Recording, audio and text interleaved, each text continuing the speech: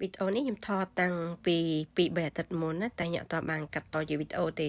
ហើយការដើមកែបួនហ្នឹងខ្ញុំចុះទៅបេះមកមានប្រៃនៅខាងក្រោយទេបានមិនសូវជាច្រើនប្រហែលខ្ញុំធ្វើតិចដែរដល់ពេលយកមកស្រោះទឹកទៅតិចមួយហើយស្អែកឡើងខ្ញុំទៅបេះមួយសាទៀតនិយាយទៅខ្ញុំជ្រក់ធ្វើជ្រក់បាន2គីឡូទូចដល់ពេលចង់ទៅបេះទៀតគឺស្កៅអស់លេងដោយសារខ្ញុំញ៉ាំអត់តមកណាឥឡូវអង្គុយស្ដាយដល់ពេលចុះទៅល្ងាចមិញនេះឃើញស្កៅអស់លេងដើមវាចាស់អញ្ចឹងតើតែចាំឆ្នាំក្រោយហើយមួយថ្ងៃមុនហ្នឹងខ្ញុំបានមើលវីដេអូបងម្នាក់នៅ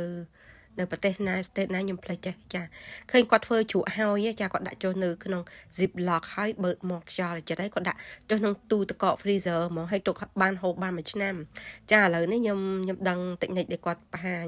ឆ្នាំក្រោយខ្ញុំនឹងធ្វើឲ្យច្រើនហើយដាក់ចូលទូកកដូចគាត់ចឹងតែលើកនេះបានតែ2គីឡូបងប្អូនhơiស្ដាយមែនតើគាត់ថាចុះទៅបេះមួយសាទៀតស្កៅអស់លេងចាស់ដើមហ្មងហើយឆ្ងាញ់ជាងជ្រក់មានយើងធម្មតាជ្រក់មានយើងស្រុកខ្មែរយើងញ៉ាំទៅរឿងធំក្លិនថ្នាំល្វិញចាខ្ញុំអត់សូវចេះញ៉ាំទេតែនេះខ្ញុំចូលចិត្តដោយសារវីតុនហើយពេលដែលខ្ញុំបេះនៅខ្ចី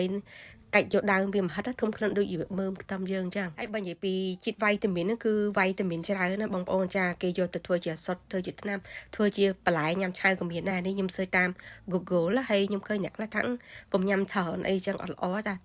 ប៉ិតគាត់និយាយខុសហើយគឺ